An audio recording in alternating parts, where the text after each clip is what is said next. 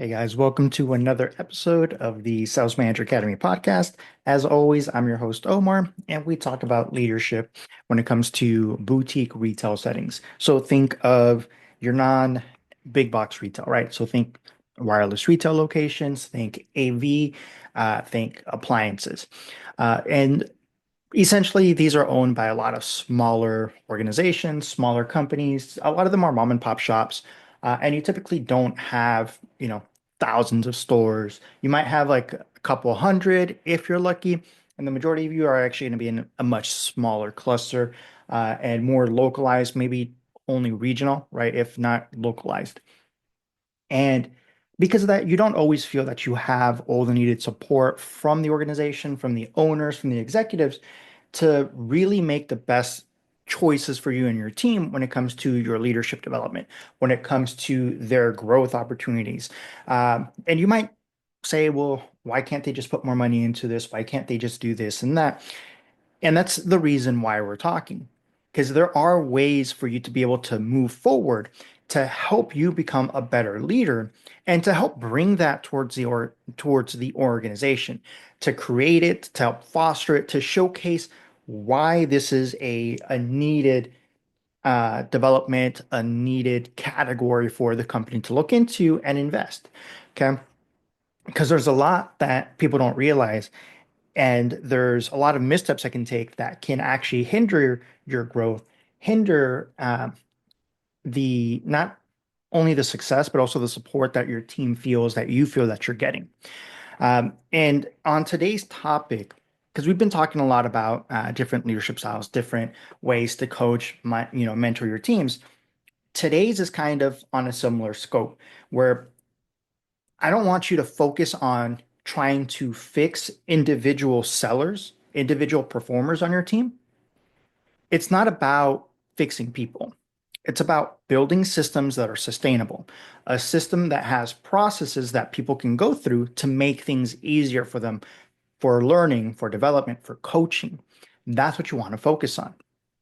Uh, if you think that your teams are underperforming because of quote unquote bad people, that's not the reason they're underperforming. They're underperforming or they're not performing to par because there's no structure for them when it comes to their training, their development, their learning progression, to your coaching style, to your leadership style. There is no structure to be able to follow. There is no, like, not even set routine, but just habits created. Okay. Because a routine is a habit and you don't have that set up. So that makes it very, very hard. But when you have a system in place, even if it's a simple mundane system, at least it's a system in place that people understand and can get behind and know what that routine is look like. Okay. And it helps to build the right habits. Now, don't focus on trying to fix people. That's not the issue. Okay. If that's the only thing you're focusing on, then you're missing the real problem, which is you don't have anything in line to actually train, develop, and support these people when they come into the organization. Or worse, they brought them into the organization because you think they have something in them, but you're not giving them the support for them to be able to flourish. You kind of just threw spaghetti on the wall and trying to see what sticks. And that individual can be what the organization is looking for. It could be the rough and the diamond. That individual can be what brings dramatic change to the organization, to your team. But without the right training, without the right mentoring, without the right guidance to help foster that, you'll end up losing that individual to somebody else, to another organization, whether it's them leaving or it's you forcing them out. Okay. So let's get behind that. And that also leads to the other talking point of not looking at personalities per se, but looking at the structure. So I have a interview guide. It's based off the STAR method, right? If you guys aren't familiar with the STAR method is a way of not only answering interview questions, but also guiding the interviewer as to what they're looking for in their responses. And STAR stands for situation, task, action, result. Okay. What was the situation that they're going to tell you about based on the question, obviously? What is the tasks that they were to do, right? That they were responsible for?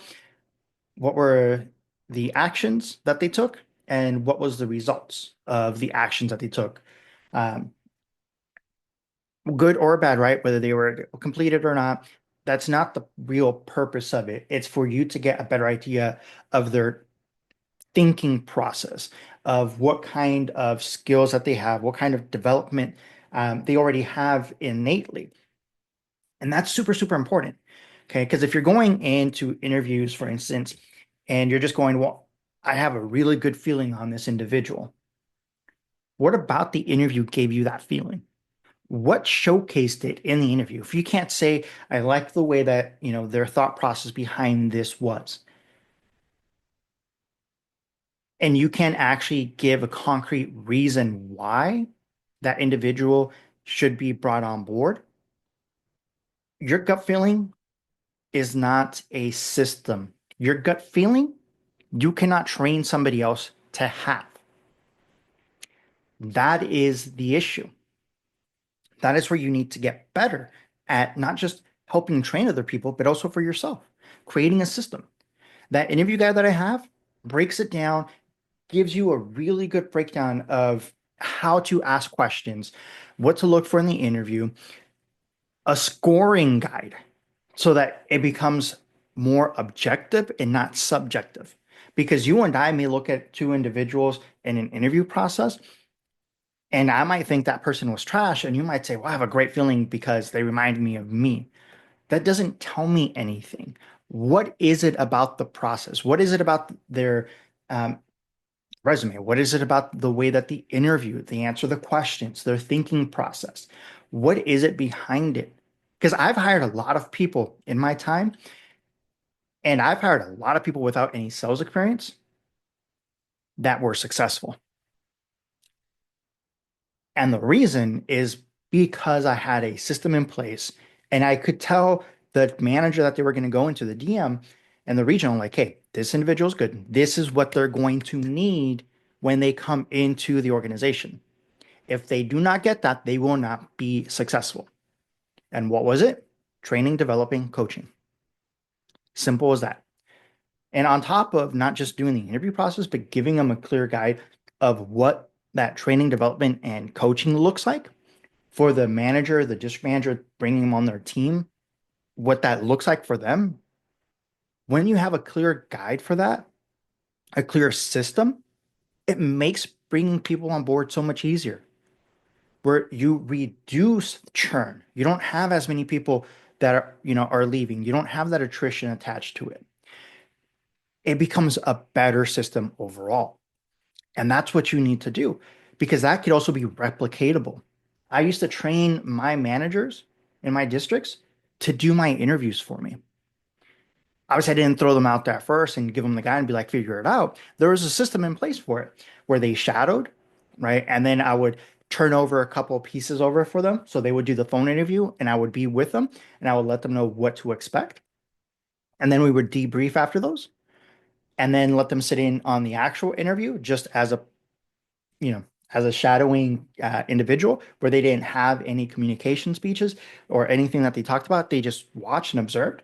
And then we flipped it where they would ask a question or two. And then where it would flip all the way around where they would ask the majority of the questions.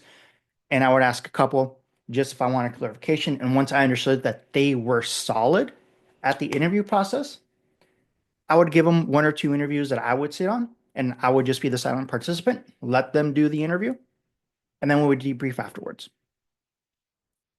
And that freed up so much of my time where I can set up interviews. And I know I had a couple of different individuals that could do the interview. And it became a lot easier too when it was individuals for their locations. It is when you have a system in place, it becomes so much easier to get things done. And it becomes so much easier to be able to help your teams be successful. And that is part of the process. You have to have a system in place because that system is teachable, it's repeatable. You know what the expectations are, you know what range of outcomes you're going to get on the end of that. That is a beautiful thing.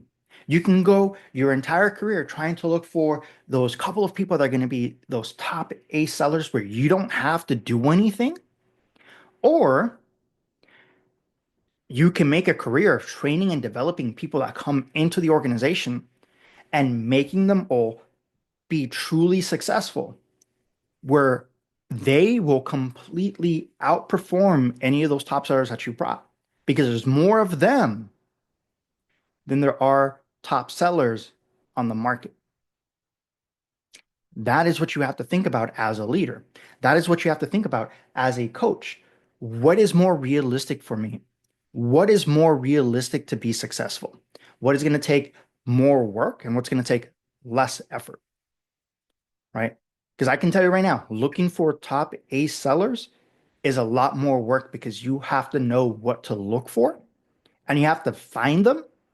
And then you have to hope that they're going to stick around to go through everything to start earning their commissions to be able to stay.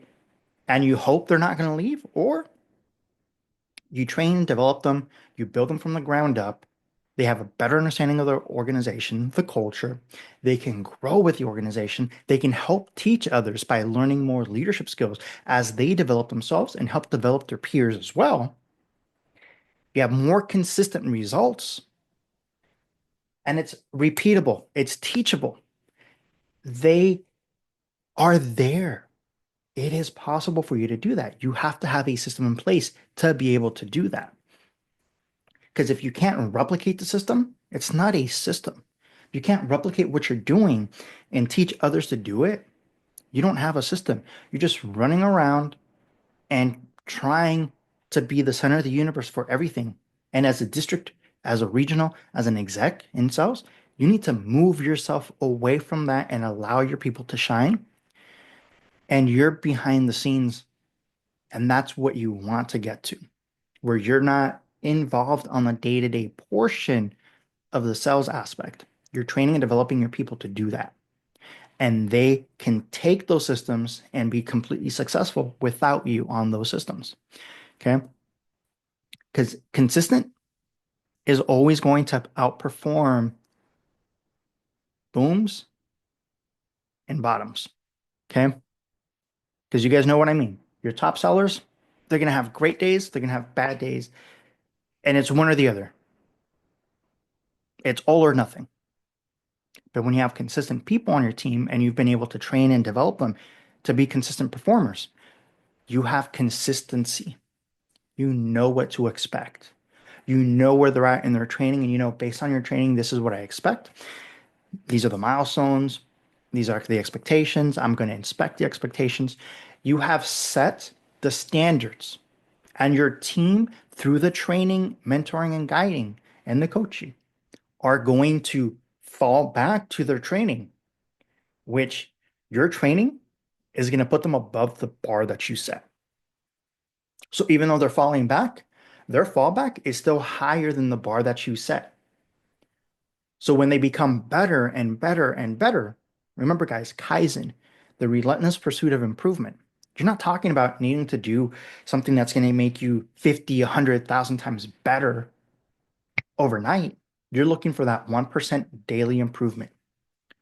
Something small, because as that starts to click, that 1% starts speeding up. It gets faster and faster and faster. And they're not going to forget that because they've built it in, they've made routines out of it, they have those habits built into them. That's where you want to get to. Now, and as you develop your teams to become self-sufficient in that way, through the systems that you build, through the coaching, training, and developing, you have less problems to deal with. They have better systems, better ways of thinking about it. Because part of the problem too is that when you solve everything, when you're looking for those individuals and you don't want to spend time training and developing and coaching them because you think it's a waste of your time, you're not helping your people think about how to truly solve problems on their own. You're not letting them build those neural synapses, those connections to really think about those issues, those problems, and how they can solve it. You're still wanting your team essentially to reach out to you so that you feel that you have something to do and that you're still involved. Take yourself out. You don't need to be involved. You don't need to be the center of the universe. You don't need to be, you know, the firefighter trying to take care of all these fires that are happening. You don't need to be running fire drills. If you're running fire drills, if you catch yourself doing that, if you catch yourself taking constant weekend after hour calls, right, whether it's the week or the weekend, you don't have a system. It is broken if you do. So let's talk about getting that up and running and getting you something better that's going to yield you better results and it's going to yield your team much better options too. They're going to be happier. You're going to be fucking happier because you got your weekends back. You got your nights in back, right? You can figure things out. You don't have to worry about your team. You have a better life. You're stressing less because your team can perform without you needing to constantly blast them. That's what you're looking for. That's what you want to get to as a leader. And as you have less problems, your team feels more accomplished about what they're accomplishing. That is a beautiful thing. That is where coaching is super, super important. Small coaching sessions you may not think are big, but those small coaching sessions add up over time. Remember, it's 1% better every day. And over time, that yields much more significant results than anything else you can think of. And those results stay consistent over time. That is the beautiful thing of having an actual system that works. Uh, so stop trying to problem solve. Stop trying to be the center of the universe for your team. Stop trying to take care of all the fires that pop up and stop running all these fire drills. Start focusing on building the system that's going to help you become better as a leader and is going to give your team the ability to actually solve things on their own. Coach, train, guidance. It's not a lot if you actually start implementing it. You can do coaching in as little as 15 minutes a day with people. You don't have to do a coaching session with every single person. And guys, remember, coaching sessions are not write-ups. Write-ups, pips, are not coaching sessions. Those are two completely different things that are not related to each other. You need to be coaching and mentoring. Set up milestones. If you guys don't know what a milestone is, it's expectations that you expect them to reach by a certain point. Super easy as that. Okay. Now, when you set up, say, a 90-day milestone period for your new hires, don't do it on everything under the sun. Do the most important KPIs. I've always set one at 2 weeks, 4 weeks, at 6 weeks, 8 weeks, and then at the end of the 90th period. Why? Because I put between, their 60th to 90th day, what I would consider probably one of the most hardest KPIs. And I set the expectation at just one, right? And I would set that for them. So when they have this understanding, these are the expectations of what my leader wants me to achieve by certain periods, and they start achieving those results sooner, they feel more accomplished. And when they feel more accomplished, they feel more confident. So they want to do more because they see the progress. They can track the progress. And that's why having systems in place is super important. It allows your team to see what's going on. It gives them almost instantaneous feedback on what they're doing without you needing to constantly be involved on things. Same thing with the 15-minute coaching framework. I've been, hounding you guys. You can do really great coaching sessions in as little as 15 minutes with your people. And what ties it all in is the psychological factor of your people actually taking ownership of the coaching session, of them visualizing, running those role plays through their head. Because remember, your mind cannot differentiate between you doing something and you visualizing something. Okay. That is the important thing because when you're constantly running it through your mind, visualizing it, writing down the action steps that you're going to take, and actually walking through what that looks like, it sets you up for success. It sets up your team for success because now they understand, okay, this is the stuff I need to hit. This is what I need to do. They see and focus on the interactions they have the most. That's the important aspect too that I think a lot of times leaders forget is you want them to visualize or you want them to run through one of the hardest um, scenarios that they're going to encounter because if they can encounter and take care of the biggest one that they constantly that is once in a blue moon going to happen, they can knock that out. We're solid because you can do all the other ones. No, that one does not happen as often for them to be able to make that a habit for what they need to do. Focus on what they need to focus on the most, which is the interactions they see and deal with on a daily basis, right? What they see 60, 70% of the time, have them focusing on those. And that's how they're going to be successful because those are the ones they're going to see more often. That's what they need to be working towards to truly be successful. And once they see that and understand it, and they're like, oh, this isn't that tough. This is what I do most of the time anyway. Perfect. So you're not doing those stupid bullshit role plays where it's that obscene Karen that, oh my God, we can't, they just always going to say no to everything. Focus on the interactions they deal with the most. If it's bill pays, it's bill pays. How can they turn those bill pays into something else? If it's customers coming in for upgrades, cool. How do we get add-ons to that? If it's, customers coming in looking for a washer, how can we turn that to a washer dryer? Like, what are we talking about? How can we turn that into a full appliance package, right? If they're coming in looking for, a home theater system, uh, you know, an actual projection two-piece system or a TV system, how can we, what does that look like? What is the average customer coming into this location? What is that customer? And what do those interactions look like? Because to be successful in sales, 60% of the time, it works all the time. That's what you need your team to focus on.